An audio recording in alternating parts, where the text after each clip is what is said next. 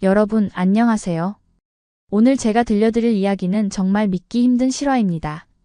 21살, 한창 꿈을 키워야 할 나이에 모든 것을 잃은 한 여성이 있었습니다. 고작 2달만 머물 생각으로 떠난 낯선 나라에서 그녀는 인생 최악의 배신을 당하죠. 사랑했던 남자는 그녀를 철저히 이용했고, 무일푼으로 거리에 내몰린 그녀는 절망 속에서 눈물만 흘렸습니다.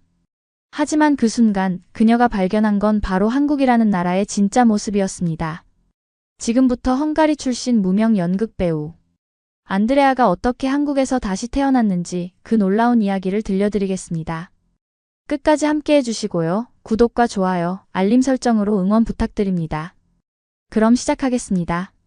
안드레아는 헝가리 북부의 작은 마을에서 태어났습니다. 어릴 적부터 무대 위에 서는 걸 꿈꿨던 그녀는 16살 때 처음으로 지역 극단의 오디션을 봤죠.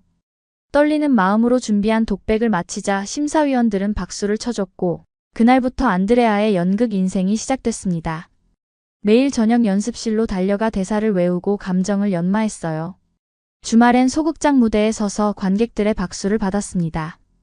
비록 출연료는 거의 없었지만 무대 위에 서 있을 때만큼은 그녀가 세상에서 가장 행복한 사람 같았죠. 부모님은 딸의 꿈을 응원해 주셨지만 현실적인 걱정도 많았습니다. 동유럽의 예술계는 점점 더 어려워지고 있었거든요. 정부 지원금은 해마다 줄어들었고 젊은 배우들이 설 자리는 더욱 좁아졌습니다. 안드레아도 그 사실을 모르지 않았어요. 하지만 연극을 포기할 순 없었습니다. 무대 위에서 느끼는 그 짜릿함과 관객과의 교감은 그 무엇과도 바꿀 수 없는 것이었으니까요. 21살이 되던 해, 안드레아는 부다페스트로 올라가 더 큰 무대를 꿈꿨습니다. 작은 원룸을 얻어 3명의 룸메이트와 함께 살면서 낮에는 카페에서 일하고 밤에는 오디션을 봤어요. 경쟁은 상상 이상으로 치열했습니다. 수백 명이 한 역할을 놓고 다투는 건 일상이었죠. 몇 달간 연속으로 탈락하면서 안드레아의 자신감도 점점 무너져갔습니다. 월세는 매달 밀렸고 생활비를 벌기 위해 밤낮으로 일해야 했어요. 연극 연습을 할 시간조차 부족했습니다. 그러던 어느 날 언니가 영상통화로 한국 드라마를 보여줬어요. 화면 속엔 아름다운 서울의 야경과 감동적인 스토리가 펼쳐졌습니다. 언니는 열광하며 말했죠. 안드레아, 이 나라 진짜 대단해. 너도 한번 가보면 어때? 처음엔 그냥 웃어넘겼습니다. 하지만 며칠 뒤 또 다른 오디션에서 떨어지고 집으로 돌아오는 길 안드레아는 문득 생각했어요. 여기서 계속 이렇게 살 순 없다고. 뭔가 새로운 시작이 필요하다고 말이죠. 그날 밤 안드레아는 한국 워킹홀리데이 비자를 검색했습니다. 2달 정도만 다녀오자 새로운 경험도 하고 재충전도 하자는 가벼운 마음이었어요. 서류를 준비하고 비자를 받기까지는 석 달이 걸렸습니다. 부모님은 걱정하셨지만 딸의 의지를 꺾진 않으셨죠. 출발 전날 밤 어머니는 안드레아의 손을 꼭 잡고 말씀하셨습니다. 무슨 일이 있어도 건강하게만 돌아오렴. 그 말이 가슴에 깊이 새겨졌어요. 인천공항에 도착한 건 이른 아침이었습니다. 거대한 공항 건물과 깔끔한 시설에 안드레아는 놀랐죠. 헝가리와는 확연히 다른 분위기였습니다. 짐을 찾아 밖으로 나오니 서울의 첫인상이 눈앞에 펼쳐졌어요.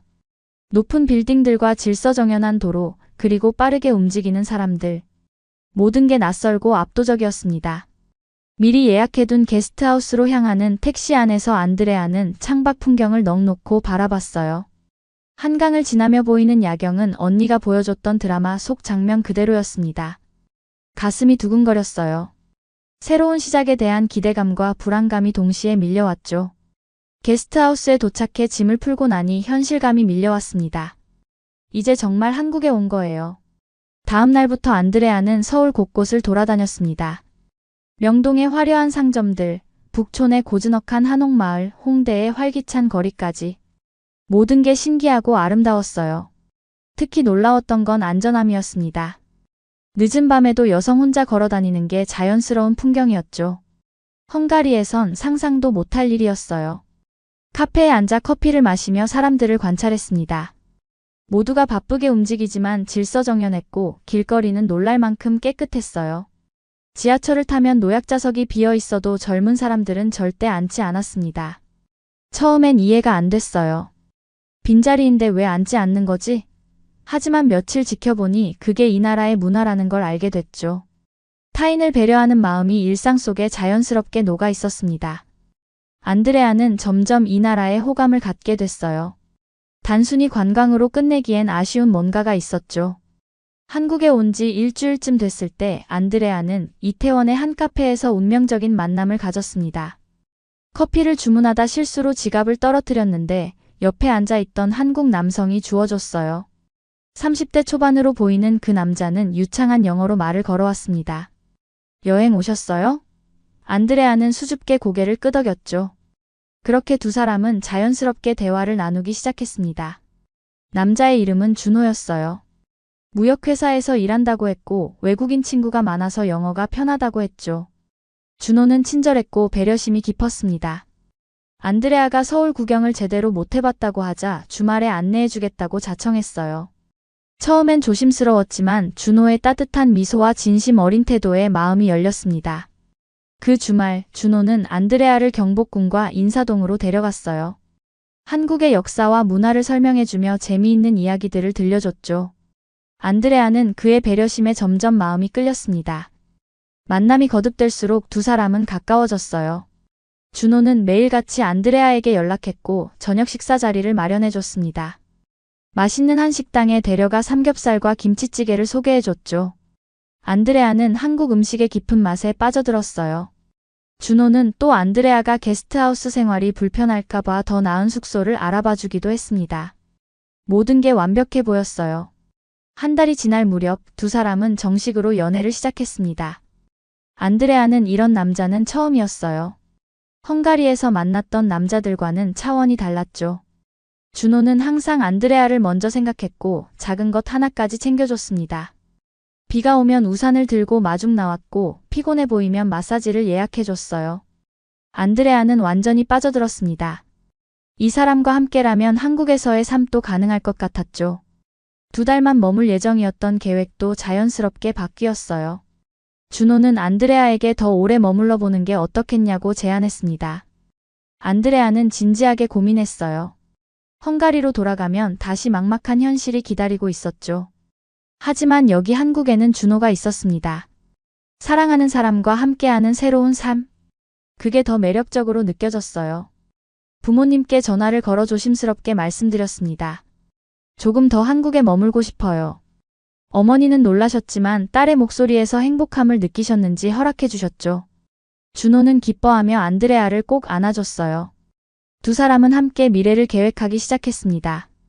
준호는 안드레아가 한국어를 배울 수 있도록 학원도 알아봐줬고 아르바이트 자리도 소개해줬어요. 모든 게 순조롭게 흘러갔습니다. 안드레아는 매일 행복했어요. 이렇게 누군가에게 사랑받고 보살핌을 받는 게 꿈만 같았죠. 한국어 학원에 다니면서 조금씩 언어도 익혀갔습니다. 준호의 친구들도 만나고 한국 생활에 적응해 갔어요. 석 달쯤 지났을 때 준호는 결혼 이야기를 꺼냈습니다. 안드레아, 우리 진지하게 미래를 생각해보면 어떨까? 안드레아의 심장은 쿵쾅거렸어요. 결혼이라니. 너무 빠른 건 아닐까 싶었지만 준호의 진심 어린 눈빛을 보니 의심이 사라졌습니다. 두 사람은 양가 부모님께 인사를 드리기로 했어요. 준호의 부모님은 처음엔 외국인 며느리에 대해 걱정하셨지만 안드레아를 직접 만나보고는 마음을 여셨습니다. 안드레아가 준비한 한국어 인사와 정성스러운 태도에 감동하셨죠. 헝가리에 계신 안드레아의 부모님과도 화상통화로 인사를 나눴어요. 언어는 통하지 않았지만 서로의 진심은 전해졌습니다. 모든 게 완벽하게 진행되는 것 같았어요. 안드레아는 한국에서의 새로운 인생을 꿈꿨습니다. 준호와 함께 아름다운 가정을 꾸리고 이 나라에서 뿌리를 내리는 상상을 했죠. 하지만 운명은 잔인했습니다. 그 완벽해 보이던 모든 것이 한순간에 무너지는 날이 다가오고 있었어요. 어느 토요일 오후 안드레아는 준호와 약속이 있었습니다. 그런데 준호에게서 갑자기 연락이 왔어요. 급한 회사 일이 생겨서 늦을 것 같다고 했죠. 안드레아는 괜찮다고 대답하고 카페에서 기다렸습니다. 시간이 지나도 준호는 오지 않았어요. 3시간을 기다린 끝에 안드레아는 그냥 집으로 돌아가기로 했습니다. 지하철을 타고 가는데 문득 준호가 자주 가던 레스토랑 근처를 지나게 됐어요. 무심코 창밖을 보던 안드레아는 믿을 수 없는 광경을 목격했습니다. 준호가 다른 여자와 다정하게 걸어가고 있었던 거예요. 손을 잡고 웃으며 이야기하는 모습. 안드레아의 머릿속이 하얘졌습니다. 황급히 지하철에서 내려 뒤를 쫓아갔어요. 준호와 그 여자는 한 카페로 들어갔고 안드레아는 떨리는 손으로 문을 열었습니다. 준호의 얼굴이 새하얗게 변했죠. 카페 안은 조용했지만 안드레아의 심장은 터질 듯 뛰었습니다. 준호는 당황한 표정으로 자리에서 일어났어요. 안드레아, 이건. 말을 잇지 못하고 머뭇거렸죠. 옆에 앉아있던 여자는 안드레아를 위아래로 훑어보며 냉소를 지었습니다. 오빠, 이 사람이 그 외국인이에요? 안드레아는 영어로 물었어요. 준호, 이게 무슨 상황이야? 준호는 한참을 침묵하다가 마지못해 입을 열었습니다. 미안해. 사실 나 결혼한 사람이야. 그 말에 안드레아는 눈앞이 캄캄해졌어요. 결혼했다고? 그럼 지난 몇 달간 나한테 한 모든 말과 행동은 뭐였던 거지? 준호는 변명을 늘어놓기 시작했습니다. 아내와는 사이가 안 좋아서 별거 중이라고 곧 이혼할 거라고 했죠. 하지만 옆에 앉은 여자가 비웃으며 말했어요. 별거는 무슨. 우리 어제도 같이 잤는데. 안드레아는 그 자리에서 주저앉을 뻔했습니다. 밖으로 나와 한참을 걸었어요. 눈물이 멈추지 않았습니다. 배신감과 수치심, 분노가 한꺼번에 밀려왔죠. 준호에게 속았다는 사실도 충격이었지만 더 큰 문제는 자신의 상황이었어요. 안드레아는 준호를 믿고 한국에서의 삶을 준비했습니다. 워킹홀리데이 비자도 거의 만료 시점이었고 돈도 거의 바닥났어요. 학원비와 생활비로 모든 걸 써버렸죠. 게스트하우스에 돌아와 짐을 확인하니 통장 잔고는 고작 30만 원 남짓이었습니다.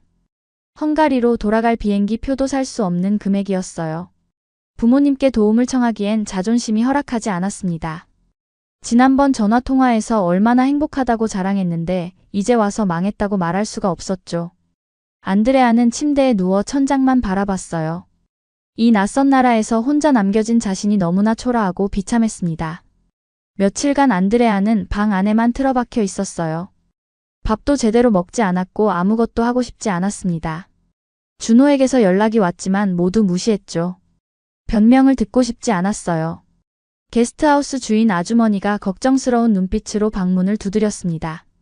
괜찮아요? 밥이라도 드세요. 그 따뜻한 말 한마디에 안드레아는 또 눈물을 흘렸어요. 아주머니는 안드레아를 부엌으로 데려가 따뜻한 미역국을 끓여줬습니다. 무슨 일인지 모르겠지만 밥은 먹어야 해요. 안 그러면 몸부터 망가져요. 안드레아는 그 미역국을 먹으며 조금씩 정신을 차리기 시작했어요. 여기서 이렇게 무너져 있을 순 없다고 생각했죠. 준호에게 당한 건 억울하지만 이대로 포기하면 진짜 끝이라는 걸 깨달았습니다. 일주일 뒤 안드레아는 결심했어요. 한국에 남기로 말입니다. 준호 없이도 혼자 힘으로 살아남겠다고 다짐했죠. 먼저 할 일은 돈을 버는 것이었습니다. 한국어가 서툴렀지만 외국인도 할 수 있는 일을 찾아봤어요. 식당 설거지, 전단지 돌리기, 청소 아르바이트까지 닥치는 대로 지원했습니다. 그중 한 카페에서 연락이 왔어요. 주말 아르바이트 자리였는데 시급은 낮았지만 안드레아는 감사했습니다. 일을 시작하고 얼마 안 돼 게스트하우스 비용 문제가 불거졌어요. 더 이상 여기 머물 형편이 안 됐죠. 아주머니가 미안해하며 더 싼 곳을 알아봐 주겠다고 했습니다. 결국 안드레아는 신림동의 한 고시원으로 옮겼어요. 방 크기는 겨우 2평 남짓이었고 창문도 작았습니다. 화장실과 샤워실은 공용이었죠. 처음 짐을 풀고 좁은 방에 앉아 있으니 눈물이 났어요. 헝가리에 있던 집도 작았지만 이 정도는 아니었거든요. 하지만 안드레아는 이를 악물었습니다. 이게 끝이 아니라 새로운 시작이라고 스스로를 다독였어요. 카페 일과 병행해서 영어 과외도 시작했습니다. 한국 학생들에게 영어 회화를 가르치는 일이었죠. 시급은 괜찮았지만 학생을 구하기가 쉽지 않았어요. 그래도 포기하지 않고 온라인 커뮤니티에 광고를 올렸습니다. 조금씩 학생이 생기기 시작했어요. 하루에 4시간씩 카페에서 일하고 저녁엔 영어 과외를 2~3시간 했습니다. 주말엔 추가 아르바이트로 전시회 도우미도 했죠. 몸은 녹초가 됐지만 안드레아는 멈추지 않았어요. 준호에게 너는 나 없으면 아무것도 아니야 라고 들었던 그 말이 계속 머릿속을 맴돌았습니다. 그 말을 거짓으로 만들고 싶었어요. 혼자서도 충분히 잘 살 수 있다는 걸 증명하고 싶었죠. 2달쯤 지나니 생활이 조금씩 안정됐습니다. 고시원 월세를 내고도 약간의 여유가 생겼어요. 그 즈음 카페에서 함께 일하던 동료 지영이가 안드레아에게 제안을 했습니다. 언니, 우리 쉐어하우스로 이사 가면 어때요? 지금 방 하나 비었는데 고시원보다 훨씬 나을걸요? 안드레아는 고민 끝에 승낙했어요. 쉐어하우스는 마포구에 있었고 4명이 함께 사는 곳이었습니다. 각자 방은 있지만 거실과 부엌은 공용이었죠. 처음엔 낯설었지만 룸메이트들이 다들 친절했어요. 한국 생활에 대해 이것저것 알려줬고 한국어도 가르쳐줬습니다. 안드레아는 조금씩 한국 사회에 녹아들고 있었어요. 쉐어하우스로 이사한 지 한 달쯤 됐을 때였습니다. 룸메이트 중 한 명인 수진이가 안드레아에게 흥미로운 제안을 했어요. 언니 외모가 되게 특이하잖아요. 모델 한번 해볼 생각 없어요? 안드레아는 처음엔 농담인 줄 알았습니다. 자신은 그냥 평범한 사람일 뿐이라고 생각했거든요. 하지만 수지는 진지했어요.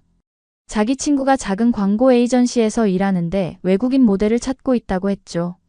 단역이지만 촬영 하루에 15만 원을 준다고 했습니다. 안드레아에겐 큰 돈이었어요. 고민할 것도 없이 해보겠다고 답했습니다. 며칠 뒤 안드레아는 홍대 근처의 작은 스튜디오로 갔어요. 화장품 광고 촬영이었는데 안드레아는 배경에서 걸어가는 역할이었습니다.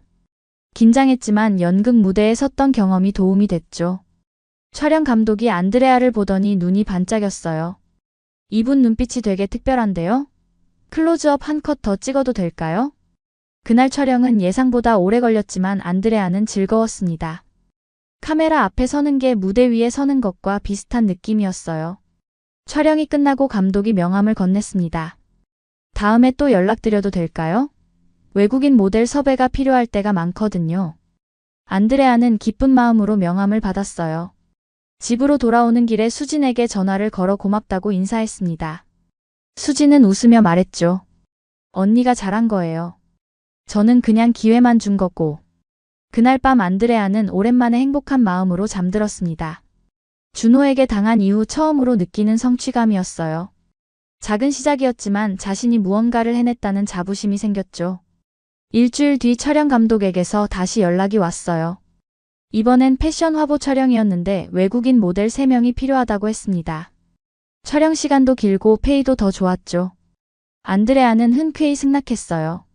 촬영장에 가보니 다른 외국인 모델들도 와 있었습니다. 러시아 출신 모델과 프랑스 출신 모델이었어요. 처음엔 서먹했지만 금방 친해졌습니다. 다들 한국에서 비슷한 경험을 하며 살아가고 있었거든요. 촬영 중간 쉬는 시간에 러시아 모델 나탈리아가 안드레아에게 물었어요. 에이전시 소속이에요? 안드레아는 고개를 저었습니다. 나탈리아가 자기 에이전시를 소개해줬어요. 작은 곳이지만 괜찮아요. 외국인 모델 전문으로 하는 데거든요. 촬영이 끝나고 안드레아는 나탈리아가 알려준 에이전시를 찾아갔습니다. 에이전시 대표는 40대 중반의 여성이었어요. 따뜻한 인상의 김 대표님은 안드레아의 포트폴리오를 보더니 고개를 끄덕였습니다. 좋아요. 우리랑 한번 일해볼래요? 계약서를 작성하고 정식으로 소속 모델이 됐어요. 김 대표님은 안드레아에게 조언을 해줬습니다. 한국 시장에서 외국인 모델은 경쟁이 치열해요. 하지만 당신은 뭔가 다른 게 있어요. 눈빛이 진짜 살아있거든요. 그 말에 안드레아는 용기를 얻었어요. 누군가 자신의 가능성을 믿어준다는 게 이렇게 힘이 되는 줄 몰랐죠. 에이전시에 소속되고 나서 일이 점점 늘어났습니다. 카탈로그 촬영부터 시작해서 온라인 쇼핑몰 모델, 작은 광고까지 다양한 일을 했어요. 물론 대형 광고나 유명 브랜드는 아니었지만 안드레아에겐 모든 게 소중한 경험이었습니다. 촬영장을 오가며 안드레아는 한국에 일하는 문화를 체감했어요. 스태프들은 항상 정확한 시간에 도착했고 준비도 철저했습니다. 촬영이 늦어지면 식사와 간식을 챙겨줬죠. 헝가리에서 일할 때와는 확연히 달랐어요. 여기선 사람을 귀하게 대하는 느낌이었습니다. 물론 일이 빡빡하고 요구사항이 많을 때도 있었지만 그만큼 보상도 확실했어요. 무엇보다 안드레아 자신이 성장하고 있다는 걸 느낄 수 있었습니다. 카메라 앞에서 포즈를 취하는 법, 표정을 조절하는 법, 의상에 맞춰 분위기를 바꾸는 법 등을 하나씩 배워갔죠. 김 대표님은 안드레아의 발전 속도에 놀라워했어요. 처음엔 어색했는데 이제 프로처럼 하네요. 석 달쯤 지나자 안드레아의 통장 잔고가 제법 쌓였습니다. 고시원 시절과는 비교도 안 될 만큼 안정적인 수입이었어요. 쉐어하우스 월세를 내고도 저축을 할 수 있게 됐죠. 무엇보다 자신감이 생겼습니다. 준호 없이도 한국에서 충분히 살 수 있다는 확신이 들었어요. 어느 날 촬영장에서 우연히 준호를 마주쳤습니다. 준호는 깜짝 놀란 표정으로 안드레아를 바라봤어요. 안드레아는 예전과 달리 당당했습니다. 화려한 의상을 입고 메이크업을 한 모습이었죠. 준호가 다가와 말을 걸려 했지만 안드레아는 차갑게 고개만 끄덕이고 지나갔어요. 그 순간 안드레아는 느꼈습니다. 이제 준호는 자신에게 아무 의미가 없다는 걸 말이죠. 모델 일이 자리를 잡아가면서 안드레아의 삶에도 변화가 찾아왔습니다. 촬영 스케줄이 꽉 차기 시작했고 에이전시에서도 더 좋은 기회를 제안해줬어요. 중견 패션 브랜드의 시즌 화보 모델로 선정된 겁니다. 이번엔 단순한 카탈로그가 아니라 제대로 된 화보였죠. 촬영은 제주도에서 이틀간 진행됐어요. 안드레아는 처음으로 제주도를 가봤습니다. 에메랄드빛 바다와 푸른 하늘, 그리고 독특한 돌담길. 모든 게 새롭고 아름다웠어요. 촬영 감독은 안드레아에게 자유로운 연기를 주문했습니다. 너무 딱딱하게 하지 말고 자연스럽게 움직여보세요. 안드레아는 연극 배우 시절의 경험을 살려 자연스러운 표정과 동작을 만들어냈어요. 촬영이 끝나고 감독이 모니터를 보여주며 말했습니다. 이거 정말 잘 나왔어요. 당신 감정 표현이 남다르네요. 화보가 발매되고 반응이 좋았습니다. SNS에서 안드레아의 사진이 공유되기 시작했고 몇몇 팔로워들이 생겼어요. 댓글에는 이 모델 누구예요? 분위기 독특하다 같은 반응들이 달렸습니다. 안드레아는 신기했어요. 자신이 유명해진다는 건 상상도 못했거든요. 김 대표님이 전화를 걸어왔습니다. 안드레아 씨, 이번 화보 반응이 좋아요. 다른 브랜드에서도 문의가 들어오고 있어요. 안드레아의 스케줄은 점점 바빠졌죠. 주중엔 거의 매일 촬영이 있었고 주말엔 이벤트나 전시회 모델로 서기도 했습니다. 피곤했지만 행복했어요. 일하는 게 즐거웠고 무엇보다 자신이 인정받고 있다는 느낌이 좋았습니다. 그러던 어느 날 안드레아는 한국의 또 다른 면을 발견했어요. 촬영 후 늦은 밤 집으로 돌아가는 길이었습니다. 지하철역에서 나와 쉐어하우스까지 걸어가는데 앞에서 할머니 한 분이 무거운 짐을 들고 계셨어요. 안드레아가 다가가 도와드리겠다고 하자 할머니는 고맙다며 환하게 웃으셨습니다. 어머, 외국 사람이네. 한국말 잘하네요. 안드레아의 한국어는 아직 서툴렀지만 할머니와 간단한 대화를 나눴어요. 할머니는 시장에서 장을 보고 오는 길이라고 하셨죠.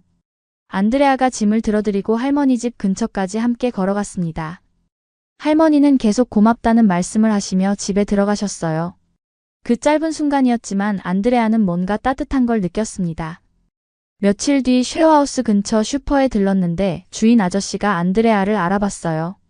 아, 며칠 전에 우리 어머니 집까지 짐 들어다 준 분 맞죠? 안드레아는 깜짝 놀랐습니다. 그 할머니의 아들이었던 거예요. 아저씨는 고맙다며 음료수 한 병을 건넸죠. 어머니가 그날 얼마나 좋아하셨는지 몰라요. 요즘 젊은 사람들은 그런 거 안 해주거든요. 안드레아는 웃으며 받았어요. 별것 아닌 일이었는데 이렇게 기억해주는 게 신기했습니다. 그 후로 슈퍼에 갈 때마다 아저씨는 안드레아에게 친절하게 대해줬어요. 과일이 싱싱한 게 들어오면 먼저 알려주고 할인 행사도 귀띔해줬습니다. 작은 친절이 돌고 도는 걸 경험한 거죠. 한국 생활이 1년을 넘어서자 안드레아는 확실히 달라져 있었어요. 한국어 실력도 많이 늘었고 한국 문화도 자연스럽게 이해하게 됐습니다.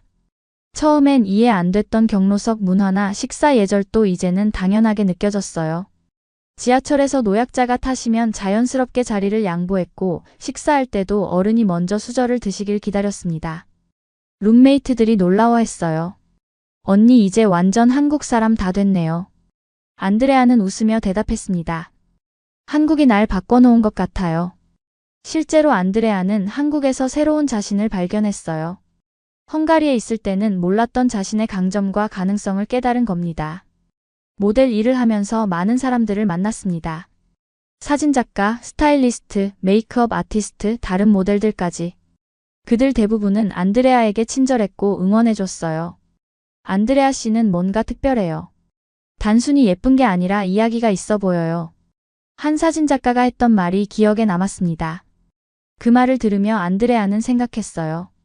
맞아, 나한텐 이야기가 있어. 준호에게 배신당하고 바닥까지 떨어졌지만 다시 일어선 이야기.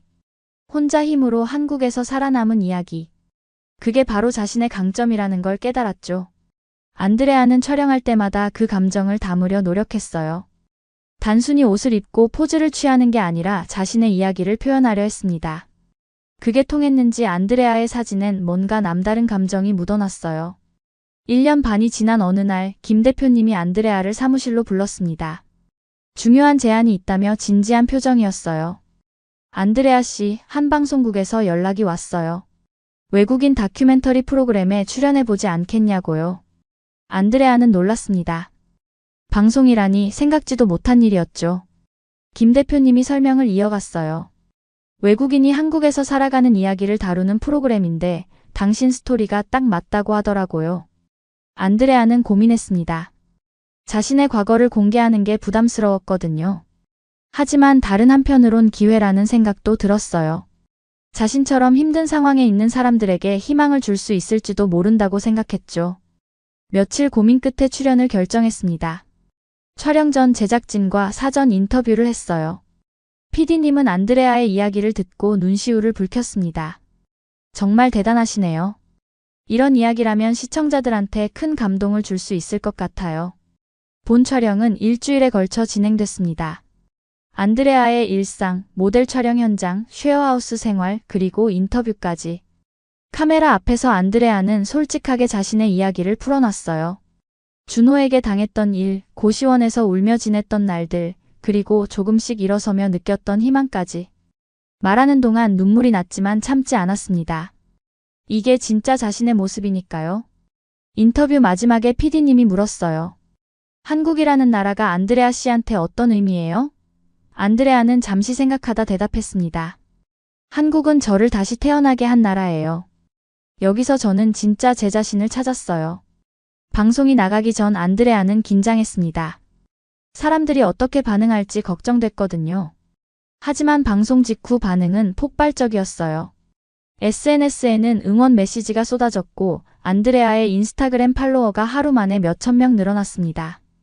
안드레아 씨 응원해요. 정말 멋있어요. 저도 힘들 때 이 이야기 생각하며 힘낼게요. 같은 댓글들이 달렸죠. 뉴스 기사로도 나갔어요. 헝가리 출신 모델, 한국에서 재기 성공 같은 제목으로요. 안드레아는 믿기지 않았습니다. 자신이 이렇게 주목받을 줄은 몰랐거든요. 김 대표님이 전화를 걸어왔어요. 안드레아 씨 축하해요. 이제 진짜 시작이에요. 방송 이후 안드레아에게 들어오는 일이 달라졌습니다. 더 큰 브랜드에서 모델 제안이 왔고 광고 출연 요청도 있었어요. 한 화장품 브랜드에서는 안드레아를 모델로 한 캠페인을 기획하고 싶다고 했습니다. 재기와 희망이라는 메시지를 담은 캠페인이었죠. 안드레아는 흔쾌히 승낙했어요. 자신의 이야기가 누군가에게 도움이 된다는 게 뿌듯했습니다. 캠페인 촬영은 성대하게 진행됐어요. 유명 사진작가와 최고의 스태프들이 함께했죠. 완성된 광고는 지하철역과 버스 정류장에 걸렸습니다. 안드레아의 얼굴이 서울 곳곳에 붙은 겁니다. 쉐어하우스 룸메이트들이 사진을 찍어 보내줬어요. 언니 완전 유명인 됐어. 어느 날 안드레아는 길을 걷다가 자신의 광고를 봤습니다. 지하철역 대형 광고판에 걸린 자신의 모습. 그 순간 안드레아는 멈춰 섰어요. 1년 반 전 준호에게 버림받고 고시원에서 울던 자신을 떠올렸습니다. 그때와 지금이 너무 달랐죠. 눈물이 날 것 같았지만 웃음이 나왔어요. 해냈다는 생각이 들었습니다. 혼자 힘으로 여기까지 왔다는 게 자랑스러웠죠. 옆을 지나가던 사람들이 안드레아를 알아봤어요. 저기요, 혹시 광고 모델 맞으세요? 안드레아는 수줍게 고개를 끄덕였습니다. 사람들이 사진을 같이 찍자고 했고 안드레아는 기꺼이 응했어요. 그들은 응원해요, 멋있어요 라고 말해줬습니다. 그날 밤 안드레아는 헝가리에 계신 부모님께 영상통화를 걸었어요. 부모님은 딸의 광고를 이미 인터넷으로 보셨더군요. 어머니는 울고 계셨습니다. 안드레아, 정말 자랑스럽구나. 네가 이렇게 대단한 일을 해낼 줄은 몰랐어. 아버지도 목이 메인 듯한 목소리로 말씀하셨죠. 힘들 때 포기하지 않아서 다행이야. 우리 딸 정말 강하구나. 안드레아는 부모님께 감사하다고 말했습니다. 제가 여기까지 올 수 있었던 건 부모님 덕분이에요. 항상 믿어주셔서 고마워요. 통화를 끊고 안드레아는 한참을 멍하니 앉아 있었어요. 행복했습니다. 진심으로 행복했죠.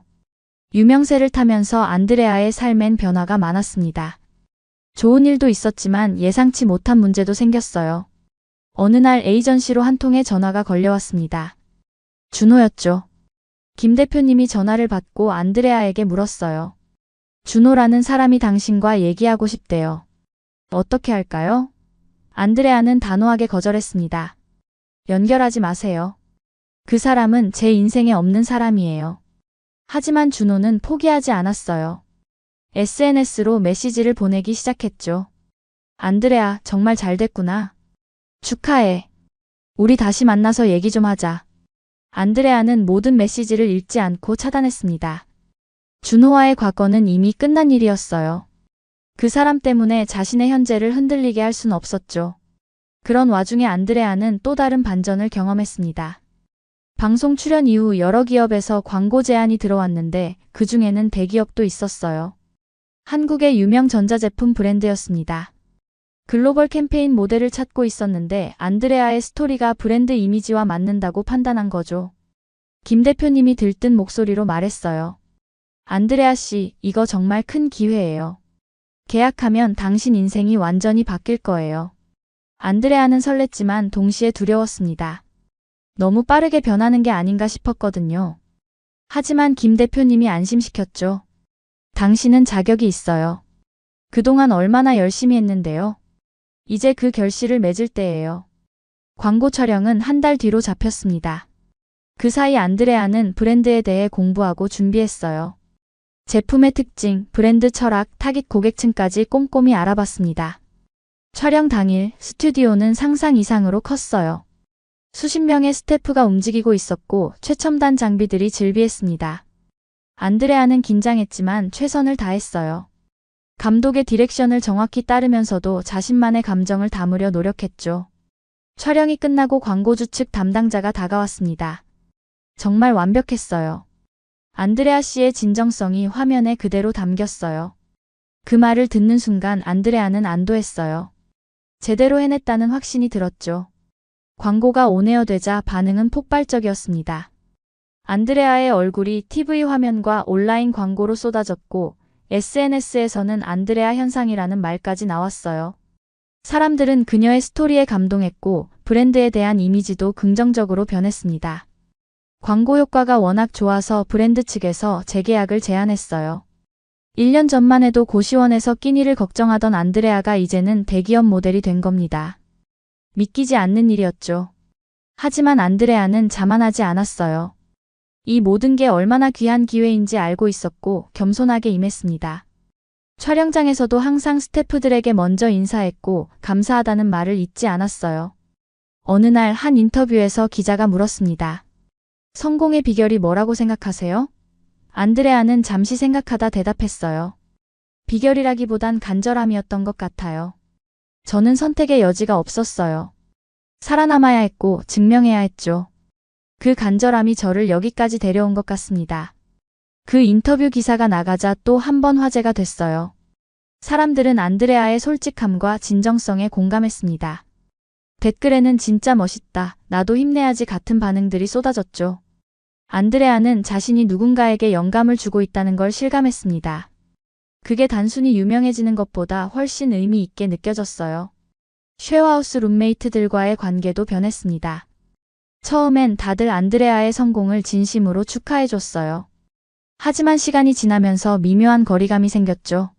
안드레아가 바빠지면서 함께 보내는 시간이 줄었고 생활 패턴도 달라졌습니다. 어느 날 수진이 조심스럽게 말했어요. 언니, 이제 우리랑 다른 세상 사는 것 같아요. 안드레아는 마음이 아팠습니다. 변한 건 자신의 환경이지 마음은 아니었거든요. 안드레아는 룸메이트들과 시간을 내 함께 저녁을 먹으며 진솔하게 대화를 나눴어요. 여러분이 없었으면 저도 없었어요. 제가 바빠지더라도 우리 관계는 변하지 않았으면 좋겠어요. 그 말에 룸메이트들도 마음을 열었습니다. 서로 솔직하게 대화를 나누며 오해를 풀었죠. 안드레아의 인기가 정점에 달했을 때 예상치 못한 일이 벌어졌습니다. 한 온라인 커뮤니티에 안드레아를 비난하는 글이 올라온 거예요. 헝가리에서 실패한 배우가 한국에서 운 좋게 성공한 것뿐, 외국인이라는 특혜를 이용한 것 같은 악의적인 댓글들이 달렸습니다. 안드레아는 처음엔 무시하려 했어요. 하지만 그 글이 확산되면서 점점 더 많은 사람들이 동조하기 시작했죠. 심지어 준호의 전 부인으로 보이는 사람이 나타나 남의 남자를 뺏으려 한 여자라는 거짓말까지 퍼뜨렸습니다. 안드레아는 충격을 받았어요. 사실과 전혀 다른 이야기가 마치 진실처럼 퍼져나가는 걸 보면서 무력감을 느꼈죠. 김 대표님이 긴급회의를 소집했습니다. 이 상황을 어떻게 대처할지 결정해야 해요. 법적 대응을 권하는 사람도 있었고 그냥 조용히 넘어가자는 의견도 있었어요. 안드레아는 고민 끝에 결정했습니다. 제가 직접 해명하고 싶어요. SNS에 제 입장을 올리겠습니다. 그날 밤 안드레아는 긴 글을 썼어요. 준호와의 관계가 어땠는지, 자신이 어떤 고난을 겪었는지, 그리고 한국에서 어떻게 다시 일어섰는지를 솔직하게 털어놨습니다. 글 마지막에는 이렇게 적었어요. 저는 완벽한 사람이 아닙니다. 실수도 했고 힘든 시간도 있었죠. 하지만 거짓말은 하지 않았습니다. 제 이야기는 모두 진실입니다. 글을 올리고 안드레아는 떨렸습니다. 사람들이 어떻게 반응할지 알 수 없었거든요. 하지만 몇 시간 뒤 댓글창은 응원의 메시지로 가득 찼어요. 안드레아 씨 응원합니다. 악플 달던 사람들이 부끄러워해야죠. 진실은 통한다니까요 같은 댓글들이 쏟아졌습니다. 심지어 준호의 전 부인이라고 주장하던 사람의 거짓말이 밝혀졌어요. 그 사람은 전혀 관계없는 제3자였고 단지 관심을 받고 싶어서 거짓말을 한 거였죠. 진실이 밝혀지면서 여론은 완전히 안드레아 편으로 돌아섰습니다. 오히려 이 사건을 계기로 안드레아에 대한 지지가 더 단단해졌어요. 사람들은 그녀의 용기와 진정성을 더욱 높이 평가했죠. 위기를 넘긴 안드레아는 더욱 성숙해졌습니다. 유명세의 이면에 있는 어두운 부분도 경험했고 그걸 이겨내는 법도 배웠어요. 무엇보다 자신을 믿어주는 사람들이 있다는 걸 확인했습니다. 그게 큰 힘이 됐죠. 안드레아는 더 열심히 일했어요. 광고 촬영, 화보, 이벤트뿐 아니라 자선 활동에도 참여하기 시작했습니다. 특히 외국인 노동자들을 위한 봉사활동에 적극적으로 나섰어요. 자신도 한때 힘든 시기를 겪었기에 그들의 어려움을 이해할 수 있었죠. 한자선단체에서 정기적으로 외국인 노동자들에게 한국어를 가르치는 봉사를 시작했습니다. 봉사활동을 하면서 안드레아는 많은 걸 느꼈어요. 자신처럼 한국에서 새로운 삶을 꿈꾸는 외국인들이 이렇게 많다는 것, 그들 대부분이 언어와 문화의 벽 때문에 어려움을 겪는다는 것. 안드레아는 자신의 경험을 나누며 그들을 격려했습니다. 저도 여러분처럼 시작했어요. 포기하지 마세요. 한국은 노력하는 사람에게 기회를 주는 나라예요. 그 말에 많은 외국인 노동자들이 용기를 얻었어요. 어떤 이는 안드레아를 롤모델로 삼아 한국어 공부에 더 열심히 매진했고, 어떤 이는 자신도 정식 직업을 구하겠다는 목표를 세웠습니다. 안드레아는 자신이 누군가에게 긍정적인 영향을 미치고 있다는 걸 느끼며 보람을 느꼈어요. 그러던 어느 날 안드레아는 특별한 제안을 받았습니다. 한 출판사에서 자서전을 내자는 제안이었어요. 안드레아 씨의 이야기를 책으로 엮으면 많은 사람들에게 희망을 줄 수 있을 것 같아요. 안드레아는 처음엔 망설였습니다. 자신의 이야기가 책으로 나올 만큼 대단한가 싶었거든요. 하지만 주변 사람들이 권했어요. 언니 이야기는 정말 특별해요. 꼭 책으로 남겨야 해요. 고민 끝에 안드레아는 승낙했습니다. 몇 달에 걸쳐 출판사 작가와 인터뷰를 진행했어요. 어린 시절 헝가리에서의 삶, 연극 배우의 꿈, 한국으로의 여행, 준호와의 만남과 이별, 그리고 재기까지 모든 과정을 솔직하게 털어놨습니다. 책이 출간되기 전 안드레아는 긴장했습니다. 자신의 가장 사적인 이야기가 세상에 공개되는 거니까요. 하지만 출간 직후 반응은 뜨거웠어요. 서점가 베스트셀러 순위에 오르며 화제가 됐습니다. 독자들은 안드레아의 솔직함과 용기에 감동했고 리뷰란에는 감사의 메시지가 넘쳐났어요. 이 책을 읽고 제 인생도 다시 시작할 용기를 얻었습니다. 안드레아 씨. 같은 사람이 있어서 세상이 아름답습니다. 같은 댓글들이 달렸죠. 안드레아는 독자들과의 만남을 위해 전국 서점 투어를 시작했습니다. 서울, 부산, 대구, 광주 등 여러 도시를 돌며 독자들을 만났어요. 사인회장에는 수백 명의 독자가 몰렸고 그들 대부분은 안드레아에게 자신의 이야기를 들려줬습니다. 저도 이혼 후 힘든 시기를 겪었는데 안드레아 씨 책을 읽고 다시 일어설 힘을 얻었어요. 제 딸도 안드레아 씨처럼 외국에서 고생하고 있는데 이 책을 선물하려고 왔어요. 저는 외국인 노동자인데 이 책이 제게 큰 위로가 됐습니다. 안드레아는 그들의 이야기를 들으며 또다시 눈물을 흘렸어요. 자신의 경험이 이렇게 많은 사람들에게 의미가 있다는 게 감동적이었습니다. 사인회가 끝나고 한 할머니가 다가왔어요. 우리 손녀가 안드레아 씨를 정말 좋아해요. 외국인이지만 한국을 이렇게 사랑해 주셔서 고맙습니다. 안드레아는 할머니의 손을 꼭 잡고 말했습니다. 제가 더 감사해요. 한국이 저를 받아줘서요. 책이 성공하면서 안드레아의 영향력은 더욱 커졌습니다.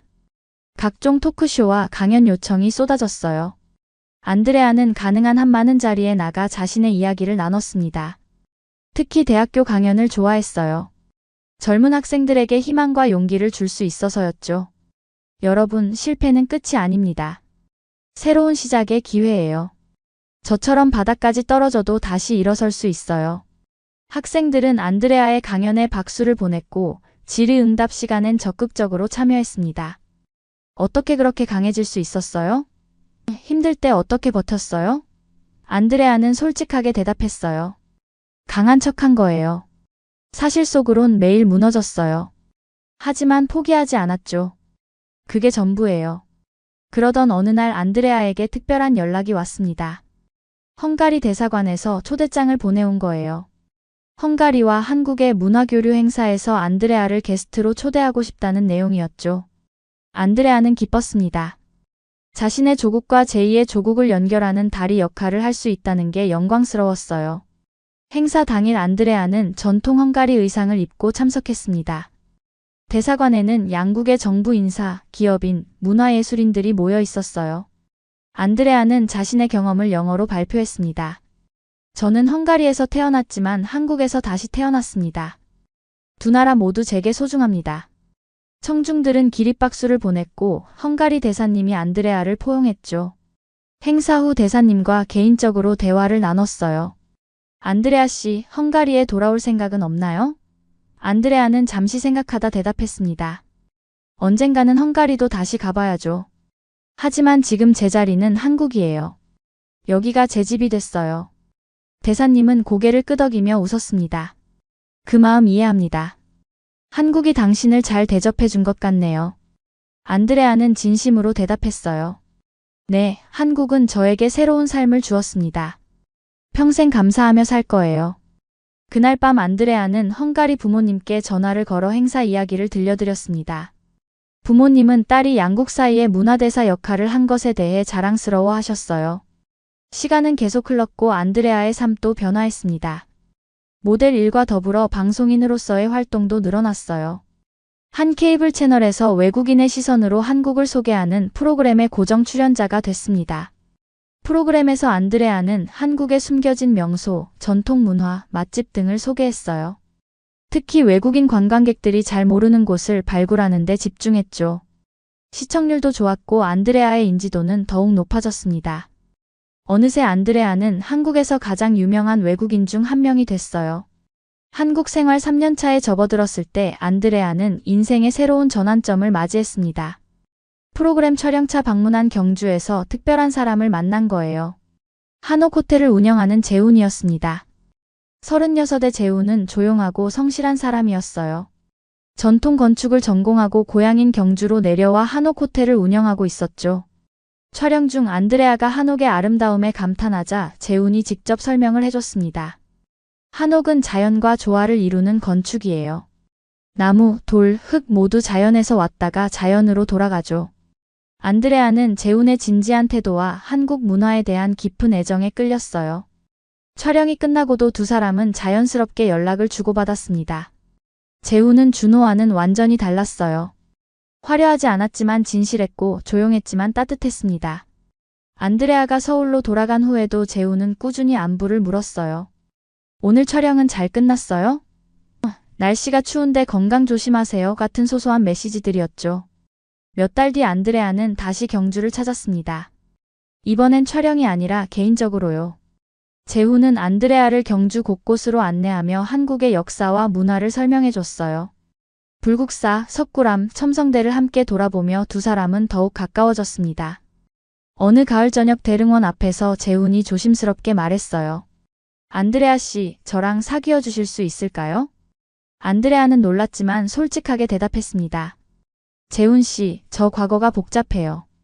그래도 괜찮으세요? 재훈은 웃으며 고개를 끄덕였어요. 과거는 중요하지 않아요. 지금의 안드레아 씨가 좋습니다. 그 말에 안드레아는 마음을 열었어요. 두 사람은 정식으로 연애를 시작했습니다. 이번엔 달랐어요. 준호와의 관계는 불안하고 의존적이었다면 재훈과의 관계는 평온하고 건강했습니다. 재훈은 안드레아의 일을 존중했고 항상 응원해줬어요. 바쁜 스케줄로 만나지 못해도 이해해줬고 힘들 때면 조용히 곁을 지켜줬습니다. 안드레아는 재훈과 함께 있으면 마음이 편안했어요.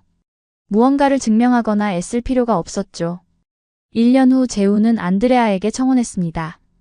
경주 황리단길의 작은 레스토랑에서였어요. 안드레아 씨, 저와 함께 인생을 걸어가 주시겠어요? 안드레아는 눈물을 흘리며 고개를 끄덕였습니다. 네, 그러고 싶어요. 두 사람의 결혼 소식이 알려지자 축하 메시지가 쏟아졌어요. SNS에는 수천 개의 축하 댓글이 달렸고 방송에서도 이 소식을 다뤘습니다. 준호에게 버림받았던 그녀, 이제는 진정한 사랑을 찾다 같은 제목의 기사들이 나왔죠. 결혼식은 경주의 한옥 호텔에서 조촐하게 열렸습니다. 헝가리에서 부모님과 언니가 왔고 안드레아의 한국 친구들도 모두 참석했어요. 김 대표님, 쉐어하우스 룸메이트들, 촬영장에서 만난 동료들까지 안드레아의 한국 생활을 함께한 모든 사람들이 축복해줬습니다. 결혼 후 안드레아는 경주와 서울을 오가며 생활했어요. 촬영이 있을 땐 서울에 머물고 쉴 땐 경주에서 재훈과 시간을 보냈습니다. 재훈의 부모님도 안드레아를 따뜻하게 받아들여 주셨어요. 처음엔 외국인 며느리에 대한 걱정도 있었지만 안드레아의 한국 사랑과 성실함을 보고 마음을 열으셨죠. 시어머니는 안드레아에게 한국 음식 만드는 법을 가르쳐 주셨고 시아버지는 한국 역사 이야기를 들려주셨습니다. 안드레아는 진심으로 감사했어요. 저를 가족으로 받아주셔서 고맙습니다. 시어머니는 안드레아의 손을 잡으며 말씀하셨어요. 우리 아들을 행복하게 해주는 사람인데 당연하죠. 결혼 1년 후 안드레아는 임신 소식을 전했습니다. 모두가 기뻐했어요. 특히 헝가리 부모님은 손주를 볼 생각에 벌써부터 설레셨죠. 안드레아는 임신 중에도 가능한 한 일을 계속했습니다. 물론 무리하지 않는 선에서였어요.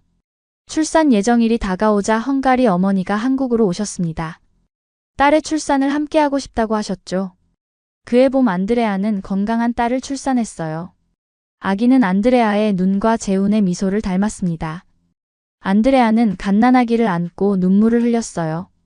행복의 눈물이었습니다. 몇 년 전 준호에게 버림받고 고시원에서 울던 자신을 떠올렸죠. 그때 이런 날이 올 거라고 상상이나 했을까? 안드레아는 아기에게 속삭였습니다. 너의 엄마는 포기하지 않았단다. 그래서 지금 이렇게 행복해.